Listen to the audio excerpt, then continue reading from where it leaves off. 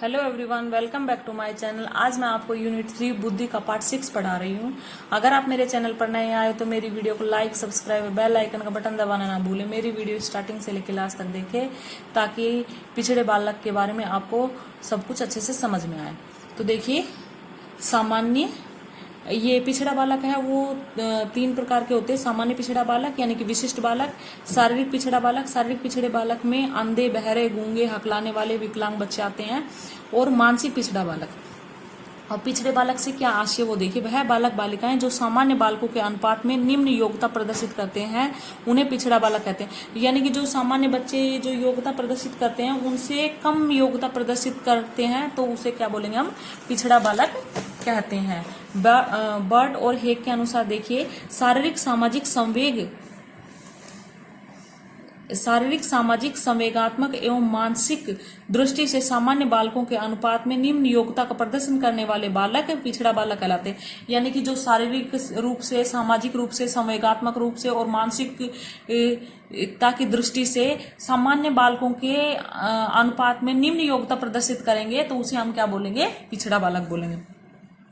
सामान्य पिछड़े बालक देखिए, वह बालक बालिकाएं जो अपने जीवन या अध्ययन के अधिकांश क्षेत्र में निम्न योग्यता प्रदर्शित करते हैं सामान्य पिछड़ा बालक कहते हैं। यानी कि एक क्लास होती है तो उसमें ये सभी प्रकार के बच्चे होते हैं, तो सामान्य बालक से भी कम योग्यता प्रदर्शित करता हो अध्ययन के क्षेत्र में या किसी भी क्षेत्र में तो उसे हम क्या बोलेंगे, सामान्य पिछड़ा बालक बोलेंगे। इन बालकों के सीखने की गति धीमी होती है। इनकी IQ 80 से 90 के मध्य मानी जाती है। मानसिक श्रम करने पर इन्हें थकान का अनुभव होता है एवं बिना किसी संयोग के यह अपने पाठ्यक्रम को भी पूर्ण नहीं कर सकते हैं। यानी कि इनकी जो मानसिक श्रम ज्यादा मानसिक श्रम करने पर क्या है कि इन्हें थकान का अनुभव होता है, ये ज्यादा मानसिक श्रम नहीं कर पाते हैं। बर्ट के अनुसार परिभाषा देखिए सामान्य पिछड़े बालक की, अपने जीवन के अधिकांश क्षेत्रों में निम्न योग्यता अर्जित करने वाला बालक ही सामान्य पिछड़ा बालक कहलाता है। यानी कि ये अधिकांश क्षेत्र में जो बच्चा निम्न योग्यता रखता हो, निम्न योग्यता प्रदर्शित करता हो तो उसे हम क्या बोलेंगे, सामान्य पिछड़ा बालक। टर्मन के अनुसार इन बालक बालिकाओं की बुद्धि लब्धि 75 से 90 के मध्य होती है। सामान्य पिछड़े बालकों की जो परिभाषाएं वो विशेषताएं हैं वो देखिए, मानसिक श्रम करने पर इन्हें थकान का अनुभव होता है, आत्मविश्वास की कमी होती है, अंतर्मुखी प्रवृत्ति होती है, बिना किसी संयोग के अपने पाठ्यक्रम को पूर्ण नहीं कर पाते हैं, निर्णय करने में कठिनाई का अनुभव करते हैं, अनुकरण द्वारा सीखने का प्रयास करते हैं, जिज्ञासा प्रवृत्ति की कमी होती है, समायोजन करने में कठिनाइयों का अनुभव करते हैं, तर्क वितर्क करने में असमर्थ रहते हैं। ये इनकी विशेषताएं हैं। अभी देखिए, सामान्य पिछड़े बालकों की शिक्षा किस प्रकार की होनी चाहिए। इन्हें मानसिक श्रम कम प्रदान करना चाहिए। जो इनके मानसिक श्रम में है यानी कि जो मानसिक रूप से जो कार्य होता है उसे ऐसे बच्चों को कम प्रदान करना चाहिए। व्यक्तिगत निर्देश एवं परामर्श करना चाहिए, व्यक्तिगत निर्देश देना चाहिए या फिर परामर्श देना चाहिए। शिक्षक सहायक सामग्री का प्रयोग करें, यानी कि कुछ दिखाकर, ऐसे बच्चों को दिखाकर तभी पढ़ाएं ताकि उनको अच्छे से समझ में आए। अतिरिक्त कक्ष की व्यवस्था करनी चाहिए। यानी कि जो सामान्य बालक होते हैं और कुछ सामान्य पिछड़े बालक होते हैं, तो सामान्य पिछड़े बालकों की क्या है कि थोड़ी सी ज्यादा कक्षाएं लगा करके उनको वो पढ़ाना चाहिए या व्यवस्था करनी चाहिए ऐसी, ताकि बच्चों को अच्छे से समझ में आए। नवीन शिक्षण विधियों का प्रयोग करना, जैसे व्याख्यान विधि के स्थान पर भ्रमण विधि का प्रयोग करना। जो क्या है कि इन बच्चों में नवीन शिक्षण विधियां जो भी डेवलप होती हैं उनका अधिक से अधिक प्रयोग करना चाहिए ताकि इन बच्चों को अच्छे से समझ में आए। व्याख्यान विधि से अच्छा जैसे भ्रमण विधि का प्रयोग करें तो इन बच्चों को और भी अच्छे से समझ में आएगा। सहानुभूति व्यवहार करना, इन्हें इनकी योग्यता के अनुसार ही श्रम प्रदान करना चाहिए। जितना भी इनकी मानसिक योग्यता है ना, उनके अनुसार ही इन्हें श्रम प्रदान करना चाहिए। अभी सेकंड नंबर पे आता था शारीरिक पिछड़ा बालक। शारीरिक पिछड़ा बालक क्या होता है वो देखिए, वह बालक बालिकाएं जो अपने शारीरिक अंगों का संचालन करने में असक्षम होते हैं। यानी कि बालक हो या बालिका जो अपने शारीरिक अंगों का संचालन करने में असमर्थ हो, असक्षम हो, तो उसे क्या बोलेंगे, हम शारीरिक पिछड़ा बालक बोलते हैं। या फिर हम बोलेंगे दैनिक जीवन के कार्य खेलों में भाग न ले सकने वाला बालक ही शारीरिक पिछड़ा बालक कहलाता है। यानी कि जो दैनिक जीवन में या खेलों में जो बच्चा भाग नहीं ले पाता है उसे हम क्या बोलेंगे, शारीरिक रूप से पिछड़ा बालक बोलेंगे। शारीरिक पिछड़ा बालक अपने शारीरिक भागों का संचालन करने में असक्षम होता है, वो उनमें शारीरिक कोई भी उसका पार्ट होगा वो डैमेज हो या किसी विकलांग हो, कुछ भी हो, तो वो क्या है कि उनका प्रयोग नहीं कर पाता है, तो वो अक्षम होता है खेलने में, वह दैनिक जीवन का कार्य करने में। शारीरिक पिछड़े बालक के प्रकार, अभी देखिए ये प्रकार होते हैं शारीरिक रूप से जो पिछड़े बच्चे होते हैं, वो अंधे बालक या दृष्टि बाधित बालक भी बोलते हैं उसे, पूर्ण बाधित बालक यानी पूर्ण अंधा, या आंशिक बाधित बालक यानी कि चरम लगाने वाला, बहरे बालक, आंशिक बहरे या ऊंचा सुनने वाले बालक, पूर्ण बहरा बालक यानी कि आंशिक बहरे यानी कि उनको थोड़ा बहुत कुछ ऊंचा सुनता होगा, लेकिन पूर्ण बहरे बालक उनको बिल्कुल नहीं सुनता। गूंगे बालक या मुक बालक या कि हकलाने वाले बालक जो कि हकलाकर कुछ थोड़ा बहुत बोल पाते हैं। पूर्ण गूंगे बालक यानी कि बिल्कुल भी कुछ नहीं बोल पाते। विकलांग बालक भी इसी श्रेणी में आते हैं। अभी क्या है, शारीरिक पिछड़े बालकों की विशेषताएं देखिए। शारीरिक अंगों का संचालन करने में असमर्थ होते हैं। शारीरिक रूप से जो पिछड़े बालक होते हैं वो अपने अंगों का संचालन करने में क्या होते हैं, असमर्थ होते हैं। जीवन के सामान्य खेलों में भाग नहीं ले पाते, वो जो भी कोई खेल होते हैं उनमें भाग नहीं ले पाते हैं। आत्मविश्वास की कमी होती है। जब वो विकलांग है तो कुछ कर ही नहीं पाएगा, तो आत्मविश्वास की कमी तो ऑटोमेटिकली हो जाएगी उसमें। सामाजिकता की समस्या, दूसरों पर निर्भर रहते हैं, वो तो विकलांग है तो दूसरों पर निर्भर ही रहेंगे। हीन भावना का शिकार होना, शीघ्र क्रोधित होने की प्रवृत्ति, इनके मित्रों की संख्या कम होती है। दूसरों को अपना मित्र बनाने की इच्छा रखने वाला, एकांत प्रिय होते हैं। अपना शारीरिक कमजोर का सहानुभूति प्राप्त करने की इच्छा रखने वाले होते हैं। ये सब इनकी क्या है, विशेषताएं होता है।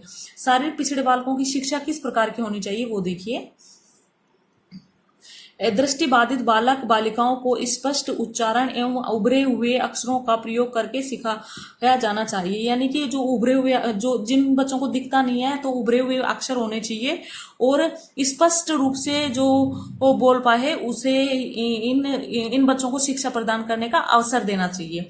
अंधे बालक बालिकाओं को ब्रेल लिपि द्वारा सिखाया जाना चाहिए। जो अंधे बालक होते हैं उन्हें ब्रेल लिपि के द्वारा सिखाना चाहिए। आंशिक अंधे बालकों को कक्षा की आगे की पंक्ति में बैठाना चाहिए। आंशिक रूप से अंधे होते हैं उन्हें कक्षा के एक फर्स्ट बेंच पे बैठाना चाहिए। बहरे बालक बालिकाओं को सांकेतिक भाषा विधि द्वारा सिखाया जाना चाहिए। जो बहरे बालक होते हैं उसे सांकेतिक रूप से सिखाना चाहिए।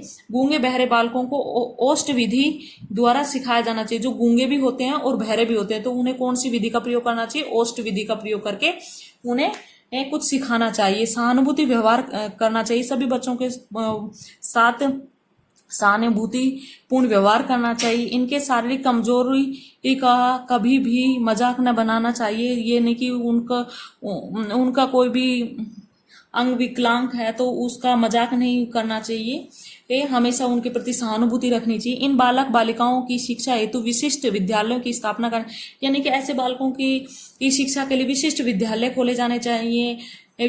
विशिष्ट प्रशिक्षण अध्यापकों की नियुक्ति की जानी चाहिए। जो इनको पढ़ाने में सफल हों उन अध्यापकों की नियुक्ति करनी चाहिए। इनमें जीवन के प्रति सकारात्मक दृष्टिकोण का विकास कराना चाहिए। यानी कि जीवन में सकारात्मक दृष्टिकोण का क्या कराना चाहिए, इन्हें विकास कराना चाहिए। अभी देखिए मानसिक पिछड़ा बालक, वह बालक बालिकाएं जो सामान्य बालकों के अनुपात में भी अधिकांश निर्योग्यता को प्रकट करते हो, मानसिक पिछड़ा बालक कहलाते हैं। यानी कि वह बालक बालिकाएं जो सामान्य अनुपात में भी अधिकांश निर्योग्यता को प्रकट करते हैं तो उसे हम क्या बोलेंगे, पिछड़ा बालक बोलते हैं। इन बालकों के सीखने की गति अत्यंत मंद होती है। इन बालक बालिकाओं को द्वारा मानसिक श्रम नहीं किया जा सकता। इन बालकों की मानसिक क्रियाएं एवं संवेदनाएं धीमी गति से कार्य करती है। इनकी जो मानसिक क्रियाएं और संवेदनाएं बहुत ही धीमी गति से कार्य करती है। टर्मन के अनुसार देखिए, ये सामान्य मानसिक पिछड़ा बालक होता है। जो मानसिक पिछड़ा बालकों की बुद्धि लब्धि 70 से कम होती है। स्किनर के अनुसार देखिए, ये बालक बालिकाएं अधिकांश योग्यता को प्रकट करने वाला बालक पिछड़ा बालक कहलाता है। इस परिभाषा को स्किनर ने दिया। अभी क्रो व क्रो के अनुसार देखिए, मानसिक पिछड़े बालक बालिकाओं में सर्वांगिक क्रियाओं का अभाव पाया जाता है। क्रो व क्रो ने बताया कि जो मानसिक रूप से जो पिछड़े बालक होंगे उसमें सर्वोगिक क्रियाओं का अभाव पाया जाता है। मानसिक पिछड़े बालक समय परिस्थिति के अनुसार निर्णय करने में असमक्ष होते हैं। जो मानसिक रूप से पिछड़े बालक होते हैं वो समय के साथ निर्णय नहीं कर पाते हैं। इन बालकों में जिज्ञासा प्रवृत्ति की कमी होती है, उनमें कोई जिज्ञासा प्रवृत्ति नहीं होती, उनमें कमी होती है उनकी, तथा सीमित मात्रा में कल्पना शक्ति होती है और वो सोचते भी एक सीमित मात्रा में है। इन बालक बालिकाओं में मानसिक क्रियाओं का अभाव पाया जाता है, जैसे तर्क, विचार, चिंतन, निर्णय, अवधान, संज्ञान, समस्या समाधान आदि। ये मानसिक पिछड़े बालकों की जो विशेषताएं वो देखिए, सीमित मात्रा में कल्पना शक्ति, सीमित मात्रा में जिज्ञासा प्रवृत्ति, अभिप्रेरणा का निरंतर स्तर, निर्णय करने की असमक्षा, अमूर्त चिंतन का अभाव, वातावरण का शिकार, अपने दैनिक जीवन के कार्य न कर पाना, दूसरों पर निर्भर रहना, नैतिक एवं सामाजिक गुणों का अभाव भी पाया जाता है इनमें। मानसिक पिछड़े बालकों के जो कारण होते हैं वो देखिए, जन्म से पूर्व के कारण, जन्म के समय के कारण और जन्म के बाद के कारण। जन्म के पूर्व के कारण क्या होता है? माता द्वारा नशीले पदार्थों का सेवन करना, वंशक्रम का प्रभाव, माता पिता का स्वास्थ्य, वही 4 नंबर पर आता है विकिरण प्रभाव। जन्म के समय का जो कारण होते हैं वो देखिए, जन्म के समय के कारण समय से पूर्व प्रसव संबंधी दोष, सेरेब्रल